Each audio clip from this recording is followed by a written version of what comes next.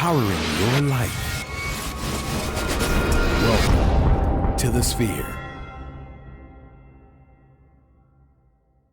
This episode is sponsored by Houston Housewives of Finance. For more information on increasing your cash flow, becoming your own money manager, and to schedule your complimentary personal finance strategy, contact the Houston Housewives of Finance today at 1-844-700-4463. Elite Dental Wellness. At Elite Dental Wellness, Dr. Ashandra Batiste understands that one of the biggest obstacles is dental fear. The vision at Elite Dental Wellness is to ensure every patient is treated with respect, ultimate care, patience, and love. Call us today to make an appointment at area code 713-789-8680. Looking to advertise? Join the Sphere's vast demographic reach of thousands of people all over the world. Send an email today to advertise@thesphere.tv or call us at area code 832-772-7789.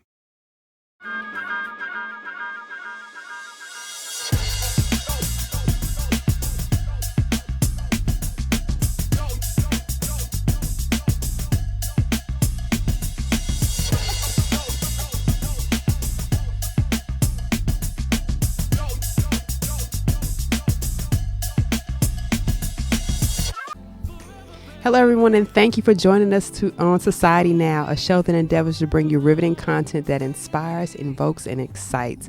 We are not fake news, and we do not bring alternative facts. This is stripped from the headlines and from our lives. My name is Kira Laws, and you can follow me on Instagram at The Modern Day Cindy. That's Cindy with an I, not a Y. And this man over here to my right. What's happening? What's going on? This your man, Kaylin Laws. Do me a quick favor. Go to Instagram. Go to Twitter. Go to my website, all of them, SeniorWapo713.com. Hit follow, hit like, do whatever you need.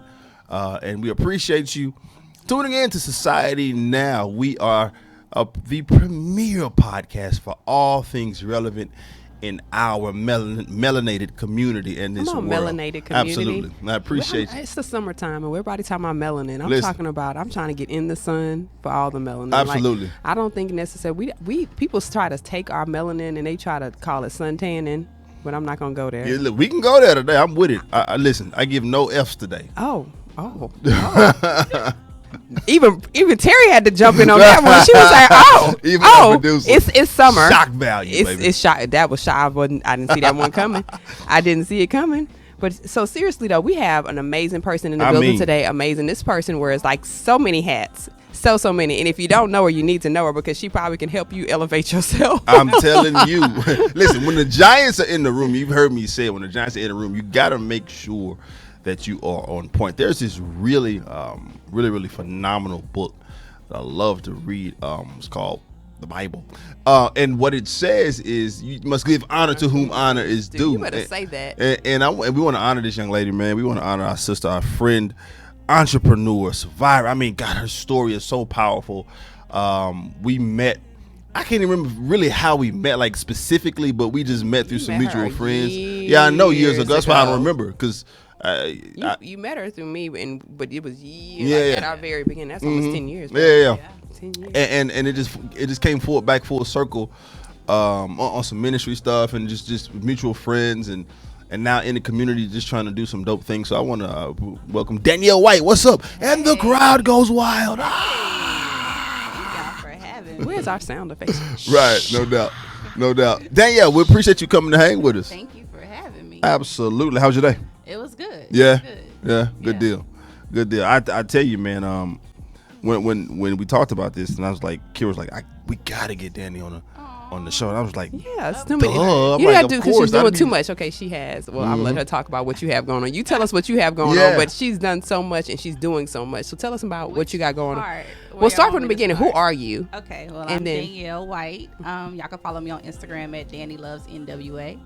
And when I say NWA, not the rap group. Exactly, not the rap group. I told you, no F's today. None whatsoever. He means no failures, y'all. Boom. F I is love for it. failures. You got your husband's back. There it is. Amen, brother. That's what Black love is. You dig.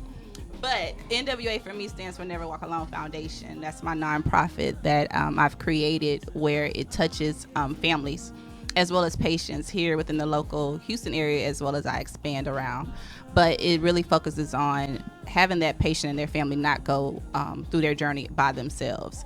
And so the main thing that I want everyone to focus on if they become a part of Never Walk Alone is once you get that diagnosis, I would make sure I partner someone with you all where you will be able to go hand in hand with whatever you have going on within your life, and we will walk this thing out with you. Is it like, so your nonprofit, is it focused on any specific illness or injury, or is it just anything that you feel like anything and what birthed this for you? Like, what happened in your own experiences that you felt like, this is a need that's not being fulfilled? So for me, I was diagnosed with ulcerative colitis disease back in the year 2000. For those who don't know what ulcerative colitis is, I mean, they have all these commercials nowadays, but it's an inflammatory bowel disease. Most people know it by Crohn's disease. So I was diagnosed back in the year 2000, and my mother thrust me into the Crohn's and Colitis Foundation of America, which is a really known foundation. But when I used to go to those support groups, it would be no one that looked like me in those support groups, as well as I was 15 when I was diagnosed, and no one was my age.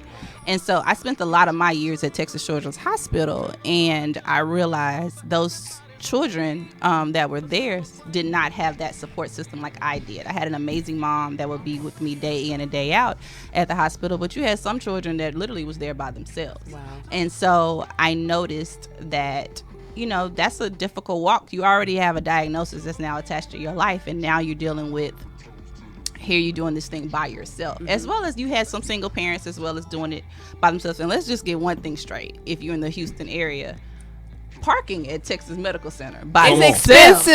It's expensive. It's expensive. Jeez, Listen, let me Louise. tell you something. Exactly. So, even further on down the line, that's one of my goals for Never Walk Alone, is to assist with parking for good. family members. Wow. Wave And that so- sucker, because that thing. Yeah. It's a grip. No, it is. It's definitely Absolutely. a grip. So that's one thing that it's kind of like I birthed it actually laying in my hospital room one time, and I realized I met this one young lady. Her nickname was Roro, and her mother left her in the emergency room. She was about 15. She had sickle cell, and her mother went to Louisiana to go gamble. Because with an illness like that, you're gonna be there for a couple of days, And sometimes that flare up is recurring. And yes, it does. yes. And so she was by herself. Oh no. And luckily I met her in that emergency room, and we stayed connected, and I walked that thing out with her. Even though I was battling whatever I had to go through at that moment, it was something where I was be able to, pour into her when she had no one to pour into her at that time. So that's where NWA came from. Wow. And it's so amazing because I've had right now it's local here in Houston. I'm hoping that it expands in due time. It will. One of the things I can relate to this because I didn't realize how hospital systems in different states are different. Yeah. Different setups. And so when my dad was sick in the hospital, it wasn't until a friend of his called and was like upset with my sister because she hadn't Paid for his television. for television. And I was like, well, I'm in Houston. My mom has worked in the medical center forever, and you don't pay for TV. No, it's free. So it's free. And so going through that process, and I was like, so he was by himself. He wasn't married anymore because his wife was, he was deceased and things like that. And watching or listening to him when I would be able to fly back and forth, and I was seeing how that affected him. You know what I mean? Like not having someone to be with you while you're walking through a situation, Exactly. regardless of age. Exactly. It's not age specific. So I think it's amazing what you're doing because people don't understand. Part of your physical healing is mental. Exactly. It's all mental. You have to mentally and emotionally be up to it to be able to fight. So You do. You really do. And I think some people forget that part. Yeah. Is that you get this diagnosis and, people are there at the beginning. Right. Everybody want to rush to the hospital. Oh, at the yeah. beginning. But let that disease or that illness linger out for a little bit. Yeah. You notice people stop showing up to the hospital. Because people's lives are still happening. But your life is pretty much on hold. Right. But everyone is like gone on about their business and you by yourself. Luckily, I remember times it was just me and my mom in that hospital. And, and that's tough. Mm-hmm. And so that was one reason why I would definitely want to assist with the parking as well as, assist with families as well as patients. Know that they're not alone on this journey. Yeah, it's a lot. I just think about it. It's just really a lot. And like you said, it's not that people don't want to be there for you. It's just that they have the capacity of what they have the capacity Exactly. for. And if they're not an immediate family member like a parent who's willing to walk with you to do that, then they're kind of like, It's not that I don't love you. I might not be able to afford it. Right. Right. Because of parking. Or I can't really take off work like that. Exactly. I can't afford it, Exactly. so this I'm looking forward to seeing how this organization is going to grow. Like, do you have any specifics that you're doing like soon that you want to let people know about? Like, are there any plans that people can come out and donate or things like that? Well, right now I'm still in my process. So the 501c3, but if anybody just want to donate to a specific foundation, so I'm definitely partnering with different foundations as well, because like for instance during Hurricane Harvey, I collected ostomy bags. People wouldn't think to collect ostomy bags during that time, but if you lost everything, you lost your medical supplies as well. So that was something that I did. But if you could just donate supplies to people. You just taught me something. I thought it's not called a colostomy bag, it's an ostomy bag, because the COL is for Yeah, there you go. I never knew that. Yeah. Ostomy bags. I'm Yes, sorry, I mean, no, that just did something for you. That really made you feel some way on the inside. I'm a nerd. I'm Anytime sorry. he can add something to his knowledge bank, Hey, Especially words. I'm here to educate. Listen, come on, educator. Listen, I love it. And congratulations on your recent achievement of getting your MA, your master's degree, absolutely, from Lamar. Yes, Lamar University. Lamar University, We have Beaumont. to talk about that because I'm excited about that. Big Money, Texas, stand up, Beaumont. Hey. Big Money, Texas. It's interesting. You were talking about, one of the things you want to do with the foundation is to support people, to help people support themselves in terms of parking, right? Yeah. Because it's expensive. And life is expensive. Very much so. Of course, treatments are expensive. Kids are expensive. Everything. And maybe you're having a difficult time. Somebody may be having a difficult time with their expenses. Well, contact the Houston Housewives of Finance because they are sponsoring this portion of the show. Did you know that 4 states in the U.S. offer financial education? 33% or more than 77 million Americans don't pay their bills on time. 39% of Americans carry credit card debt from month to month, and 39% of adults say they don't have enough savings. Do not become one of these statistics. Let Houston Housewives of Finance advise you on increasing your cash flow and becoming your own money manager by scheduling your complimentary personal financial strategy. Contact Houston Housewives of Finance today at 1-844-700-4463 or email us at, get your pen out, info@HoustonHousewivesOfFinance.com.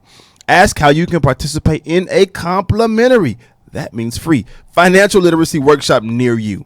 Houston Housewives of Finance are the new faces of the new age of financial services. And so, that MA, man, how was that for you?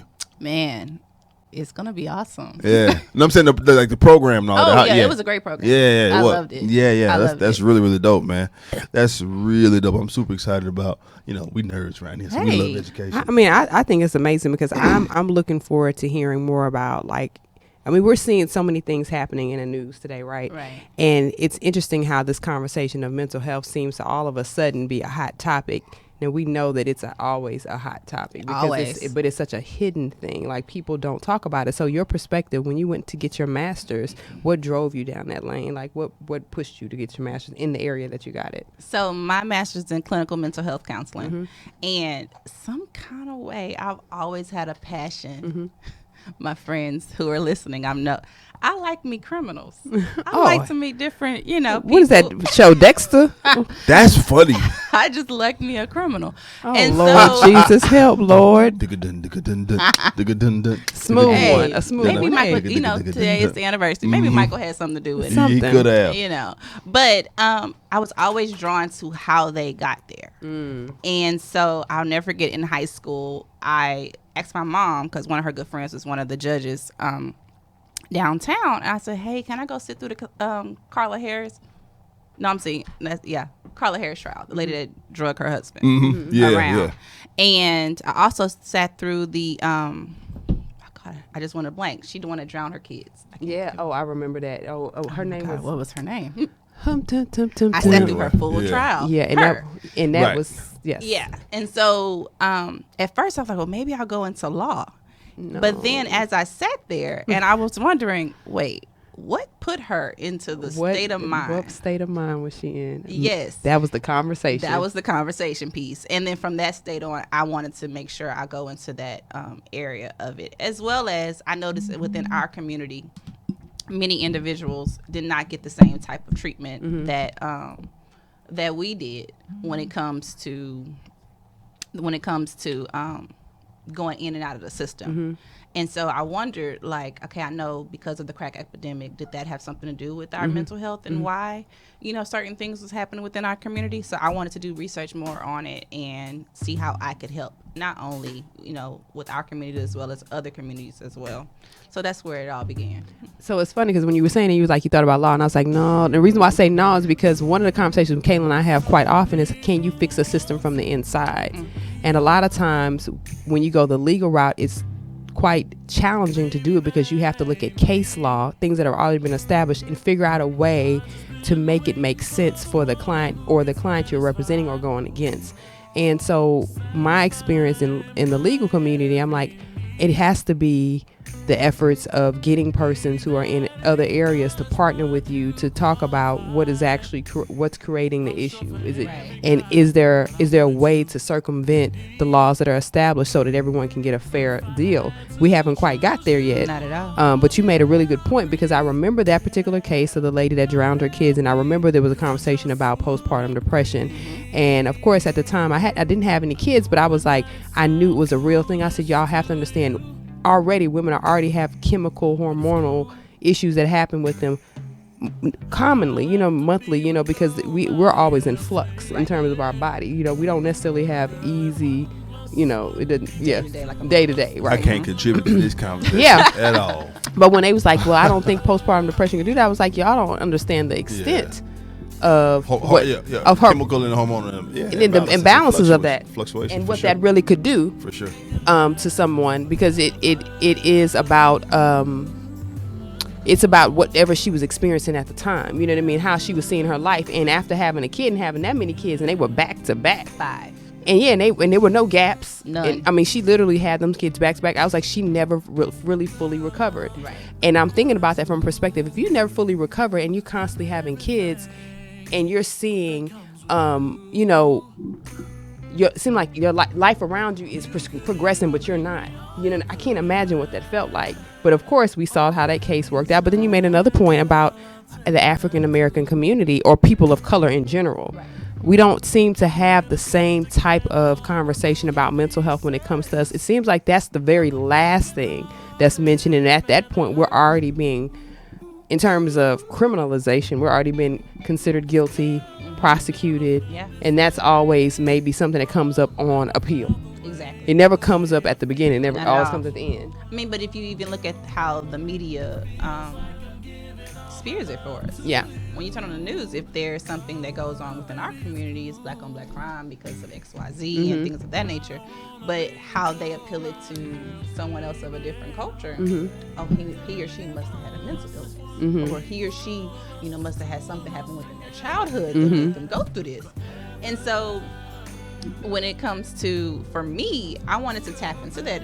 Our community has had things go on that we still deal with on a daily basis, but they don't seem like they want to tap into that of what the reason why we have certain things go on with us, and there's no excuses. I'm not making any excuses for anybody's culture, but I wanted to make sure that I'm there to assist mine as well.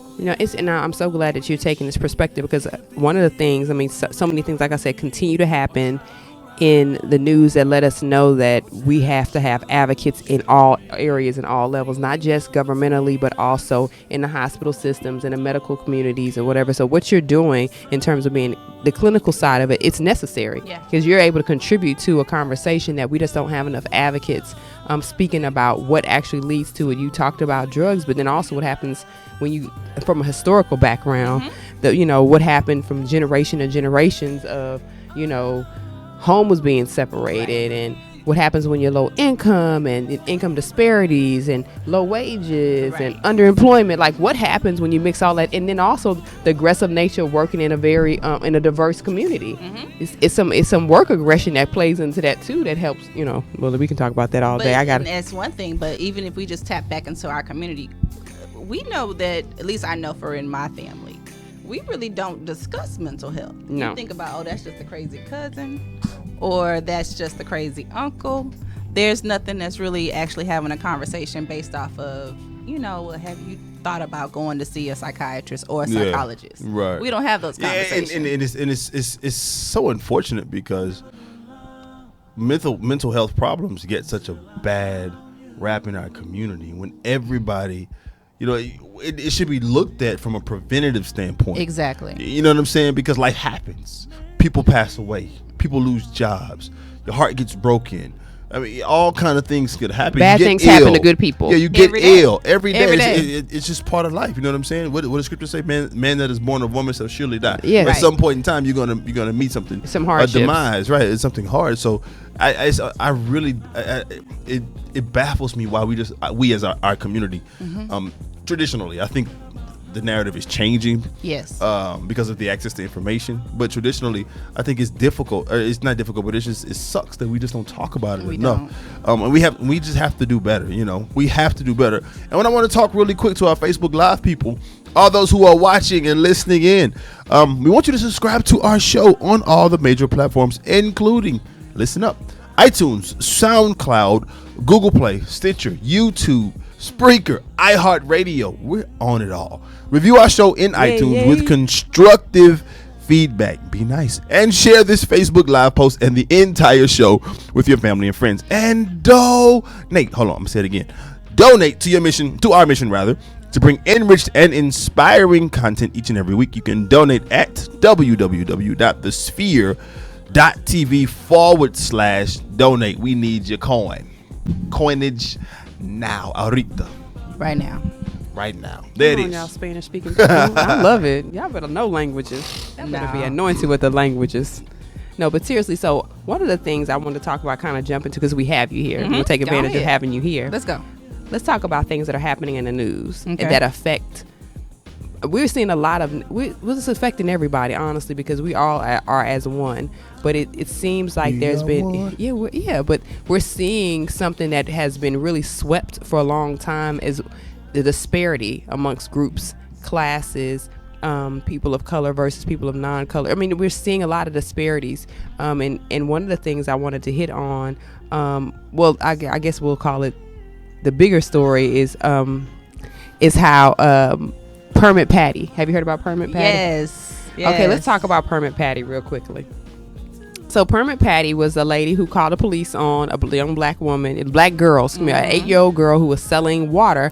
Now the backstory is that she was selling water apparently to go to Disney World or Disneyland or something like that, and she was outside of where she lived selling water on the street, and this particular woman says that they were loud and it was annoying, and so she came outside. She said she was calling the police because the girl didn't have any water.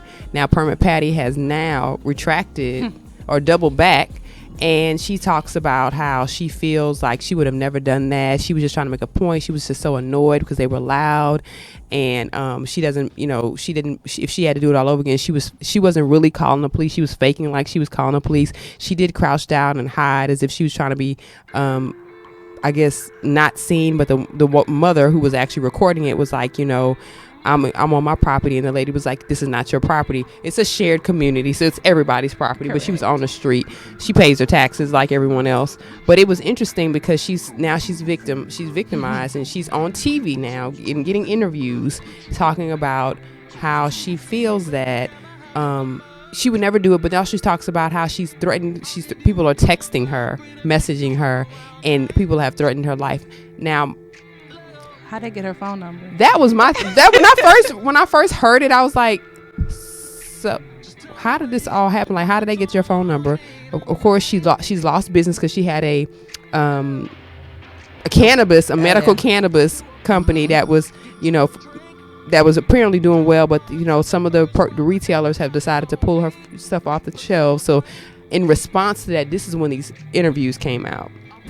I want to know from you, like, do you feel when we see this type of treatment in the news, do you feel like it's definitely different from how others have been treated? Like, maybe it's just me, but I'm like, I don't necessarily always think that we don't ever get those platforms to discuss when we feel like we were right about one thing and wrong on another. Like, we don't get that same platform. We don't.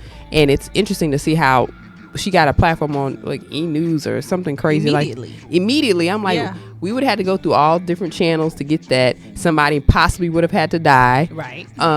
For someone to speak out on our behalf. It would have been probably a 15-second segment on a TV show, and then it would have moved on to another topic if it was another race that was involved, or if it was the opposite. I think Patty, Permit Patty or whoever that did the same thing. A couple of barbecue, the barbecue lady. Exactly, and so she knew. I feel she knew exactly what she was doing at that time, and because the backlash was so not what she expected, I guess she didn't assume that this was going to become viral. Now she wants to play the victim, but she never really, to me, after watching the interview this morning, she never really acknowledged why. And then at the end, she said, "Well, the mother told me to call 911," and this little girl, it was a little girl at the end of it, is right there on camera showing that she's collecting, and it was hot in San Francisco. It's hot everywhere. It's summertime, baby. Yeah, it is.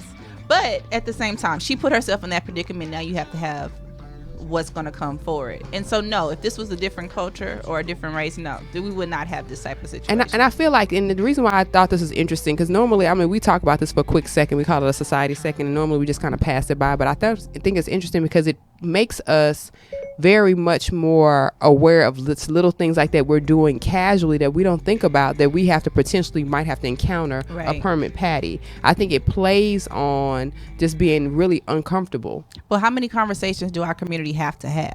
Right, and so that's what I'm saying. Like we already have to do the conversation of, at least make sure how you drive in the car. Make sure your hands are in a certain area.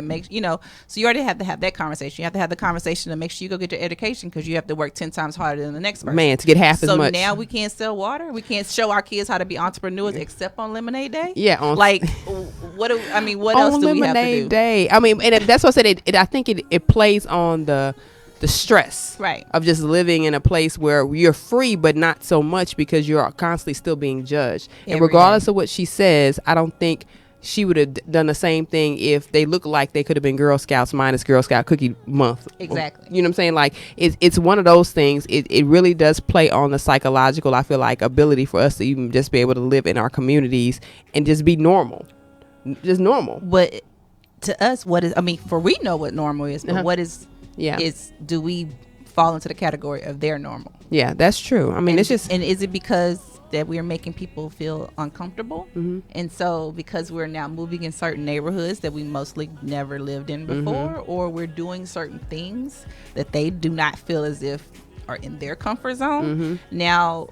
Because it's not in their comfort zone. Okay, let's call 911. From my understanding, 911 is for emergencies only. Not for insecurities. That was the best line last night. It's not for your insecurities. It's for emergencies. Stop playing with these people's lives. Exactly. Calling the police and people are getting hurt. Like, I don't care what anyone says. Even if you don't jump on social media, you have heard enough through your passings to know there's a lot of people getting killed or injured when certain persons call 911 on other people. Like, it just, the scales are not equal. Not at all. They don't apply.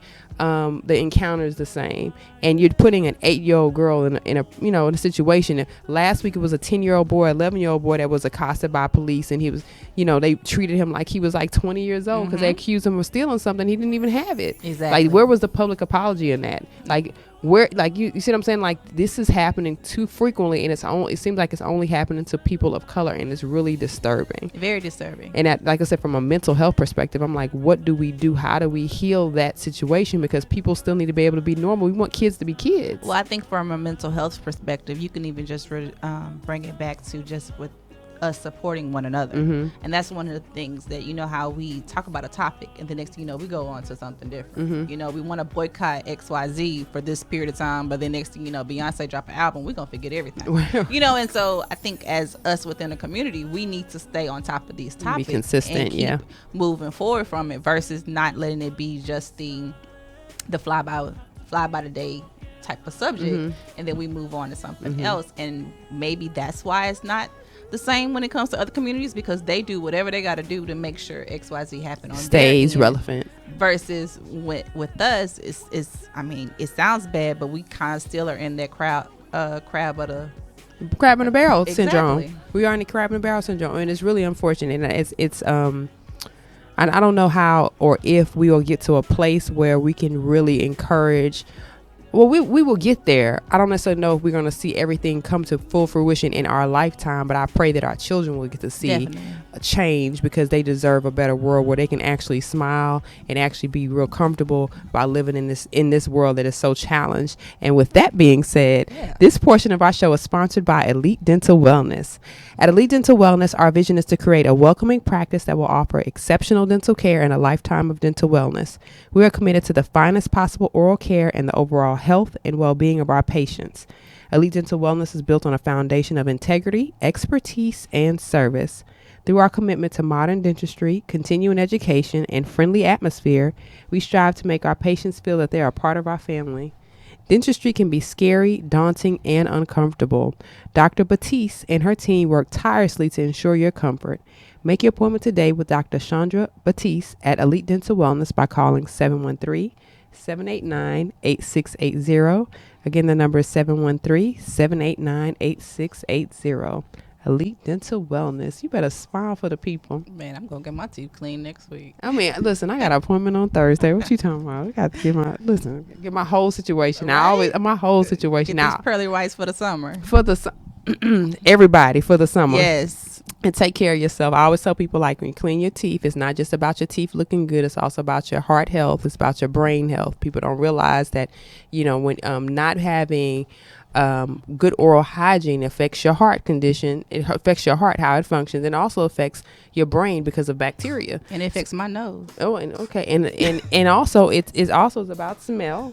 So we definitely don't want anybody being stinky. Mm-hmm. So I mean, all that's important. It really is important. So definitely take care of your teeth, take care of your oral hygiene, because it is important, and it is a factor. People do notice, when you don't take care of your oral hygiene. So it's not something to turn your nose at if you don't have to.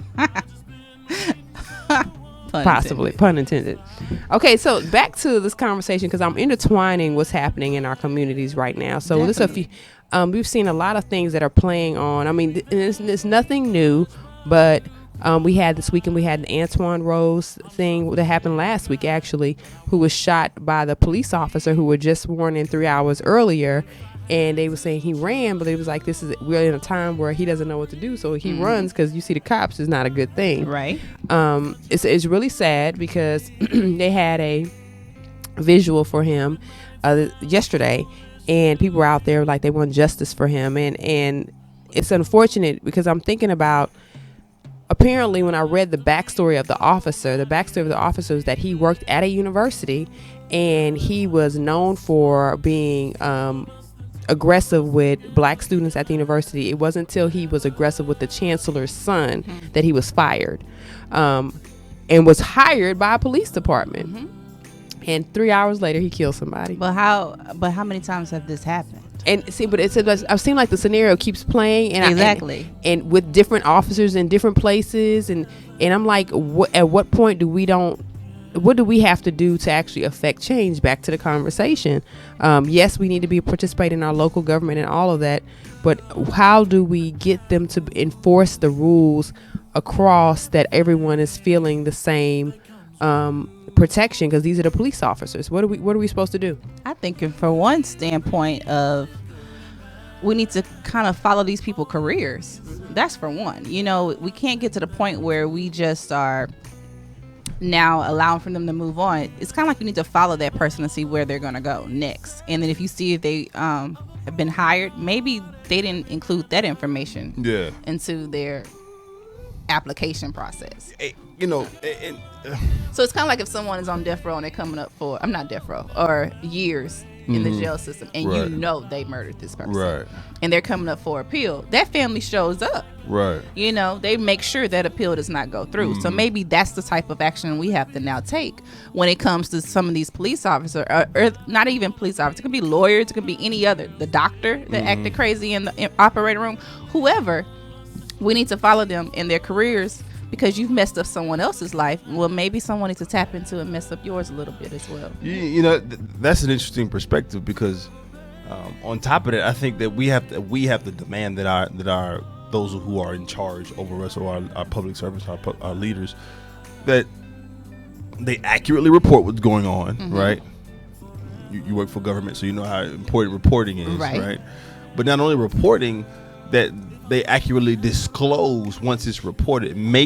Stop sealing records and stop all of this kind of crap where people can't find stuff even when they do some sort of search, right? And because there's this thing in the professional world called accountability, and I think we're lacking that from different agencies, from whether it's policing agency, whether it's schools, whatever the case may be. It's really unfortunate that when there's it seems more often than not these individuals have prior bad acts, so to speak, or have shown a history or a predisposition towards this kind of behavior. And it's literally to the detriment of our little brothers and sisters. Sometimes our older brothers and sisters, right? I can't for the life of me, I can't understand. Karen and I were talking about this too. Do you think, and this is kind of a spin-off question, do you think that we as black folks, African American community, black people, we're too forgiving? Yeah, we are. Yeah. We're quick to do the apology. We're quick to say, oh, I forgive that person. But again, it kind of probably goes back into our culture of our religion. Yeah. We forgive. Yeah. And which is great. But at the same time, forgiving is not for the next person. Forgiving is for yourself. Exactly. And just because you forgive them, I mean, you still got to fool with the person. That's We on the way to the studios here, we drive by the same Waffle House every day. I see so many black folks still at Waffle House. And I'm just like, and not that you don't have to, but and that's your own personal decision. But it's just interesting when an organization or when a person has shown a predisposition towards a certain behavior, then obviously, where there's smoke, there's fire. Exactly. We had an incident with Starbucks some months ago. There wasn't no smoke. There was a little, cause they ain't done nothing else. You know what I'm saying? They made sure they changed their policy. Look, bro, that's not what we about, right? You know what I'm saying? Shut it down for a full day. Full day. And people were mad about that. We lost millions of dollars. Yeah, absolutely. But they were like, whatever. But they knew how saying. much our culture, if we don't step in and do something at Starbucks, then this culture that was affected, hey, we're going to lose money. So when we start tapping into people's pockets, absolutely. Please. That's when things start to shift. You hit the economics of the situation, people will listen.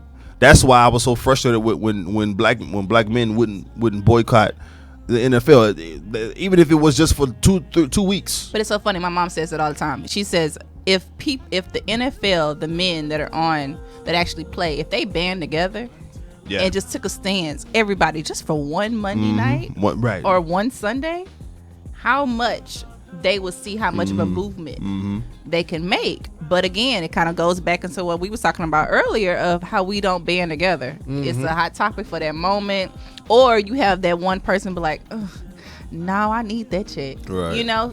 Someone's always chasing for the money rather than want to remove themselves from the situation. Like, you know what, I can forget about that money. What Jay-Z just said in his album, like, y'all need me more than I need y'all. Right. So that's the kind of mindset that needs to start taking place. If we as a people join together, then we could actually be a movement to something on a different type of level. Agreed. Totally agree. But we got to get there. Yeah, we definitely got to get there. It's one of those things that I don't know what it's gonna take. I really don't know what it's gonna take. I really just think that because we're losing people. Like, what else horrible can happen? Well, I mean, we're seeing it. Like, we have seen some people get active. Like, I know last week there was an encounter where Sanders, the White House press secretary, I think she was haggled at a store and a restaurant and was told to leave. And Maxine Waters said we need to keep confronting people like this. And then Trump was like, well, be careful what you ask for. Like, that was... well, we can't. I mean, Trump comments. That's a whole segment of itself. I mean, but it's something that we have to address. We do. We have to. He's the leader of our country. He's our current celebrity in chief right now. You know what I'm saying? And so the whole be careful what you ask for. Like, I'm tired of this pompous, arrogant, snide son of a gun. You know what I'm saying?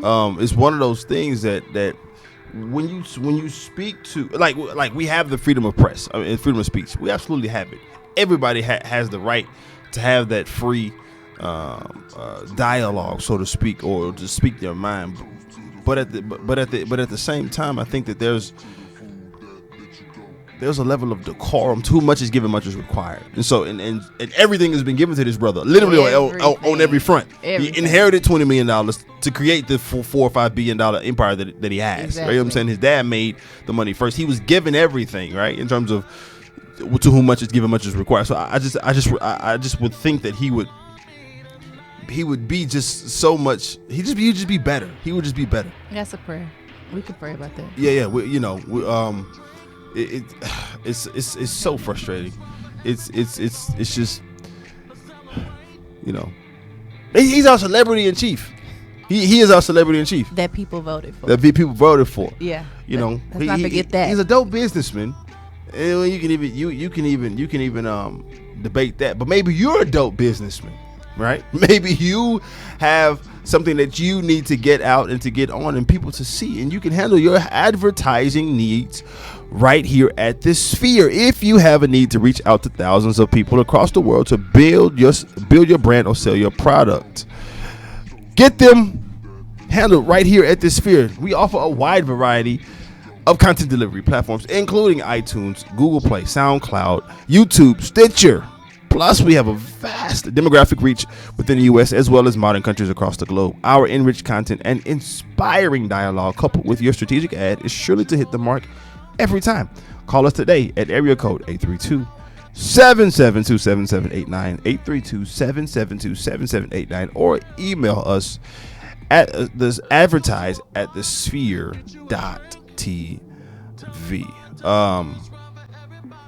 I'm just tired. I'm tired of the colonizers. I really am. I'm over the colonizers right now. Some of them. I love that word. Some of them. All of because I don't think all white people are colonizers. I'm not gonna call all white people colonizers. Not everybody. The ones that act like colonizers are colonizers. To label them out. Yeah. That's why I say white people. I said colonizers. Exactly. You see what I'm saying? Like the ones that act like that are the ones that I'm talking about. And so it's. And then you don't come for Maxine, because she gonna reclaim her time. All the time. All the time. Maxine is gonna make sure. But we need more people like Maxine. We do. We need more people like that. We do. So we totally need more people like Maxine. But we don't need people like Roseanne Bardo. That's who we don't need people like, right? Recently, she attacked Jared, who is an American woman who was born in Iran, in response to an article with unsubstantiated claims that former President Obama spied on the president of France. Barr's Muslim comment towards Jared follows the thought process of conservatives who tried to unsuccessfully assert that Miss Jared was behind the secret push to make America's more Islamic country, according to fact-checking website Snopes. I'm tired of Roseanne. She's just reaching. She's pulling. I'm actually happy that Roseanne was fired. For facts. Well, and again, it goes back into tapping into their pockets. Mm-hmm. Now, she had the number one show. I think it was on ABC, and she got sat down. Get somewhere and sat down. Exactly. Get somewhere and sat. And so, but now the colonizers strike again. She has a spinoff. Yeah, but she supposedly. Well, yeah, supposedly. What's reported? Yeah. She has no financial gain within that spinoff.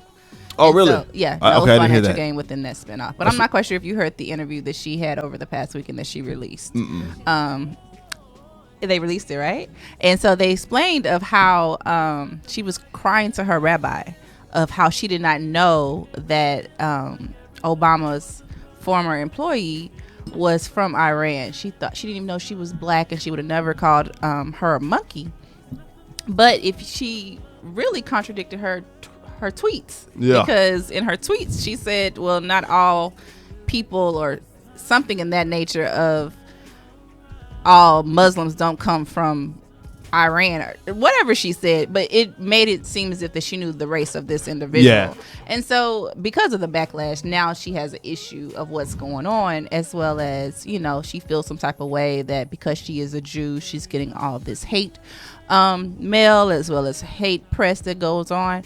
But she's been doing this for years. Right. And it took for someone of who is African American to sit her down. Yeah. And so again, that's something that we need to start doing. And another thing that was interesting, because I did find it, what you're speaking of. She said that it's really hard to say this, but I didn't mean what they think I meant. She said during an interview with the rabbi, I don't want to run off and blather on with excuses, but I apologize to anyone who thought or felt offended and who thought I meant something that I in fact did not mean. It was my own ignorance, and there's no excuse for that ignorance. She then previously blamed the sleep aid Ambien, here we go, for impairing her judgment and seemed to allude to that excuse again. She said, I was impaired, you know. I horribly regret it. Are you kidding? I lost everything, and I regretted it before I lost everything. Despite this self-pity party, Barr said that she doesn't want people to defend her deplorable actions. So she's not new to this. She's not new to this whole Hollywood spin thing, this PR thing. It's unfortunate. Not only I believe our black folks too forgiving, but Americans are too forgiving, period. Definitely. Right? Because she came back. Of course. She did this once before. She got in trouble. She sat down for a few years. She came back. Because we forget. Yeah, and I'm like, I don't think we should hold stuff over people's heads. I'm not saying that, but when people show you who they are time and time again, believe them, right? You should. It's just that simple. But it's also because of money. Facts. They brought her back. Yeah, because of money. Because they knew she would get ratings and exactly. And she did. It was number one. Yeah. But then her actions caused her to sit down. So that's something that we need to, as a community, band together. Regardless if you Roseanne Barr or you a police officer that's now switched over to another unit or went over to another department, you need to sit down as well. Because maybe those actions from the community would allow for these individuals to know, you know what? Maybe I need to reevaluate myself. Yeah. Versus always placing the blame on someone else. I mean, I totally agree. It's we just have to know our identity. We have to know who we are so that we can protect who we are, regardless of who someone else is. That's so true. It really is. It's amazing. And you know, speaking of identity, that we have a case of mistaken identity. In the Bronx. Now this sucks. This is so sad. This is so horrible. For those of you who don't know, there was a young man, a 15-year-old. I think he was Spanish. Cat. He went by the name of Junior. Was walking home, chilling, got jumped by a gang out in Bronx, in New York, and was stabbed to death. But he didn't die immediately. He had enough adrenaline going in his body and things were happening where he was able to get to the hospital. He was run, walk, crawl, whatever it was. He got to the hospital. When he got there, at the hospital, he died. Yeah. There's a powerful picture online floating around with his mother literally laying on top of him. Ooh, I can't do this. I can't cry. His mother laying on top of him. And the gang actually some kind of way released a statement saying, "My bad, we're sorry. We thought he was someone else." But where do I begin? We begin at the beginning, like because he ran into a store, and there were several adults in that store. Facts, and they were recording what was going on. Instead of you recording of what's going on, pick up the phone, call 911. Of course, you might not want to jump in because you're looking at a machete, right? But do what you can do. And this young man, of course, I mean, it was so fast. The whole video shows how fast what took place. But at the same time, there was other people around. Not a one person called 911. So we talk about, other communities and police shooting innocent black boys, black men and women, but we also have to support our own community. Yeah. And not sit around and become now a spectator of what's going on. I think about when things like this happen. I think about quite often, Danny and Kira, that I'm a believer in the Father, the Son, and the Holy Ghost. Of course. Christian, right? But I think about our Muslim brothers and sisters. They do a phenomenal job in banding together, and the men especially will not allow stuff like this to go on in their community in front of them, in our community in front of them. And I wish, and I think there's a lesson in that, man. Regardless of this is not a faith lesson, but I'm just saying their belief, because this is what they espouse, and this is how they really, really feel and believe, that the man is to protect, right? And going to school in Third Ward here in Houston, I would see that quite significantly, quite frequently, how those brothers would it'd be fights in the tray, and cats be ready to shoot and box, and it'd be 4 or 5 Muslim guys selling the bean pies or the papers on the corner, and they literally would stop what they're doing. I saw it on the corner of Southmore and Ennis, and people about to get in, and they ran in there, and they like, no, we're not doing this. They took pride in their community, you know what I'm saying? Took pride in the people in whom we are. And again, I'm not faulting people for not jumping in, just like you didn't, because self-preservation is the first law of man, right? But at the same time, this kid, like you said, was getting stabbed with machetes, and something could have really been done about it if they had intervened some way. Not necessarily fight, right? Not necessarily go and put yourself in harm's way, but intervene in some way, shape, form, or fashion. I think it sucks, man. And then that lets you know how gangster these cats aren't. They call them and release a statement apologizing or whatever. But that just shows how much people don't care about life. That you sent out a statement of saying my bad. But this is the crazy thing. When I was reading a little bit more today, I saw that they said all of this happened because whoever this person that they were looking for had a sex tape, and apparently someone else was involved in it. And I'm like, a sex tape? So you kill somebody over a sex tape? A sex tape? Yeah. We killing people behind sex tapes? As common as they are right nowadays. First of all, somebody made a lot of money. Yeah, I'm like behind a sex tape. I mean, you see what I'm saying? Like, it's a lot of ways we gonna do a lot of things. We're not gonna kill behind no sex tape. Like you said, somebody made a lot of money behind flipping that sex tape. Exactly. We have too many examples on how to come up off a sex tape. We have plenty of Hollywood but don't stars. kill nobody behind a sex tape. Like Ridiculous, and I'm like, then I thought it was like the violence of a machete, a knife. Like, you going for blood, like It's a literally baby sword. Yeah. Like, you literally have blood on you. Like, when you do stuff like, I'm like, you really don't. And I think about, like, my mom, she's from the Bronx, you know what I mean? And my dad, they're both from the Bronx, from the projects in the Bronx. And I'm thinking about I tell you, but my grandmother told her, like, years ago, when she left, she said, don't ever come back. She's like, there's nothing here for you. Yeah, that's what she said. She said when my mom finished her fellowship here at UTMB, she said, don't come back here. And I'm thinking about the decision she had to make. Like, okay, I'm leaving everything behind. It was just everything I know just to be here. And she had to send for me because I was still in New York. You know what I mean? So it life decisions people have to make because they're trying to leave a bad situation because they know these things are common ground. I mean, had it not been for the cell phone video, thank God for the video, but had it not been for the cell phone video, they might not have been able to get the 3 people that they do have. Right. One person fled to the Dominican Republic and was sent back. Yeah.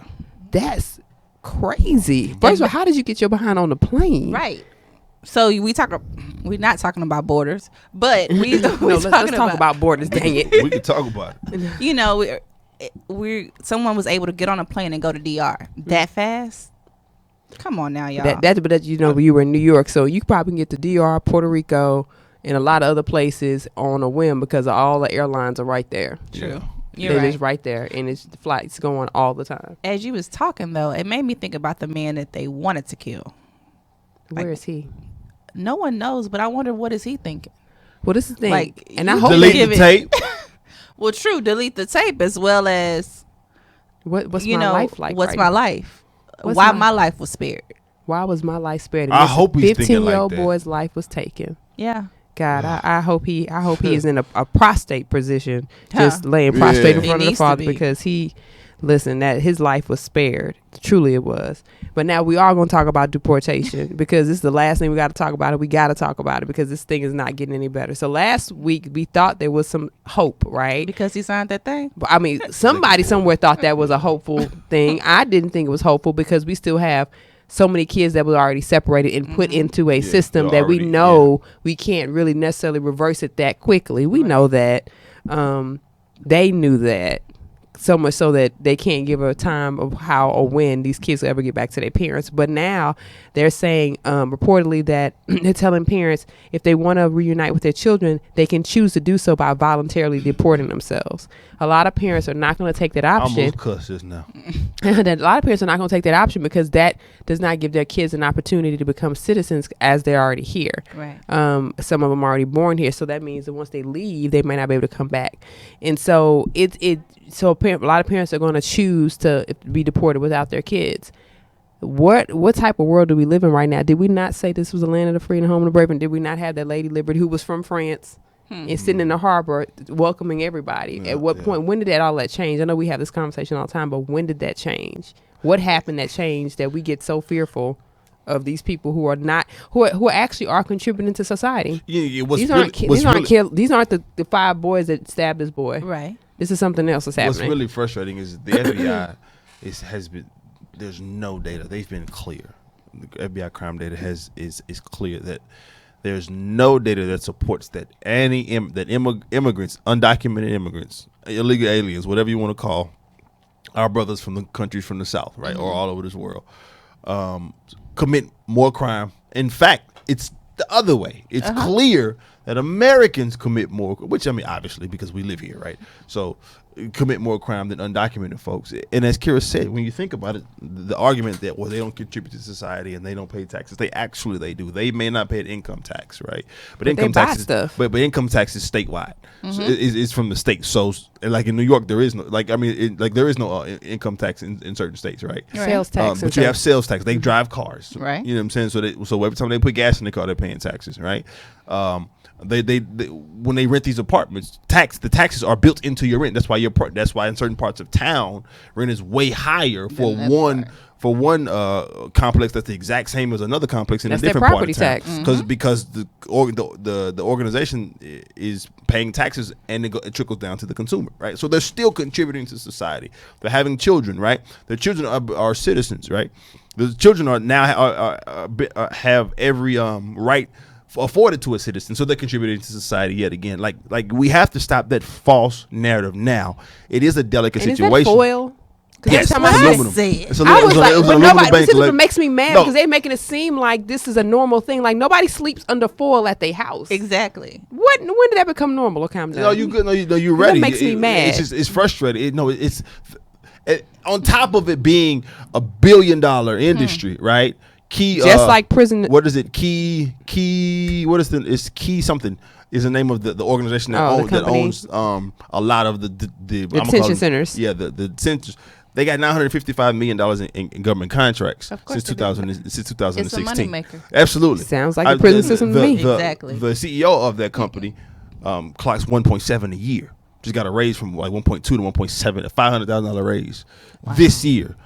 When this zero tolerance policy is implemented, this is ridiculous, man. But it's asinine and deplorable. And I didn't have it on here. I don't know if you can find it, Terry. But I'm thinking about the whole that person that was on Fox that said, if black people went to visit here, they would say it would be better than the ghettos. Better ghettos and the projects. Yeah. And I was like, she said that she talked to a bunch of black folks. What black people do you know that wants to live under aluminum foil in cages? But you know what? It's the lady that I call my grandmother, Pat. She made a good comment to me. She said, Danielle, just think about how did they treat the people for Katrina. Oh yeah, that's true. So it's nothing different. And they were Americans. Same thing happened with the Japanese after Pearl Harbor. Yeah, they put them in California. They put them in internment camps. All Japanese Americans that look crazy, they camped them up. Exactly. We have a history of this stuff, man. Back to the colonization, right? So at what point do we look at these children as threats? Because they're not they're not like kid soldiers. They're not raised to be like somewhere you go to a different country and they're raising kids to be killers. These are kids that have actually lived here. Mm-hmm. They lived here and have friends. They go to school and things like that. And their parents just want them to have a better life. That's all. They're fleeing the hatred that we're giving them right now. They're fleeing it, and we're letting them I was trying to figure out on the news. Nobody ever talked about this foil. I saw a couple of articles that did. I was like, nobody's talking about the foil. I've been saying it, but someone told me it's like a thick blanket thermal? Yes, like a thermal, or a sleeping bag. It's but foil. It looks like foil to me. Can you put something on top of it so it don't look like you're trying to bake the kids? I mean, I know you're not baking them, and I knew it was for cooling and heating. Right. But I'm like, but it doesn't look good. Yeah. It just doesn't look good. It's just. But again, as we was talking earlier, of how long is this going to be a topic of conversation? Yeah. What do we have? Something else is going to happen. So I don't know. This is why I say I don't know. Move on. This is why because every time something happens to children, the conversation is not really. Because think about Flint. They still don't have no good water. But but they didn't focus on the kids in Flint though. Okay. So what I'm saying, so Florida, everything that happened in Florida with the shootings, they're still talking about it. True. We had Santa Fe, they're still talking about it, right? This is kids. So I think this, and there's been a history of stuff happening to kids under this administration too. True. So I hopefully this is an elongated conversation, and that's enough. It needs to be. It needs to be. But to what Danielle was saying, I think the Flint conversation, back to the conversation we were having earlier. Still ain't got no water. We still don't have no water, but it still has to do with what the demographics are in Flint too, and who's in control. When you look at it and you choose not to punish those persons who make the decisions that create the problem, then you're actually saying, I don't really care. Right. Because the decision makers, if they had been anywhere else, and they look like us, potentially the conversation wouldn't be that they did not get justice, right? Exactly. We'd be working on pipelines right now. We'd be doing filtration systems, because there is a filtration system to fix this situation. There is a way to fix this. Yeah. But we can't all of the kill technology that we have. Right, but we're Exactly. not going to kill a whole city. Like, this is ridiculous. Like, what are you like now?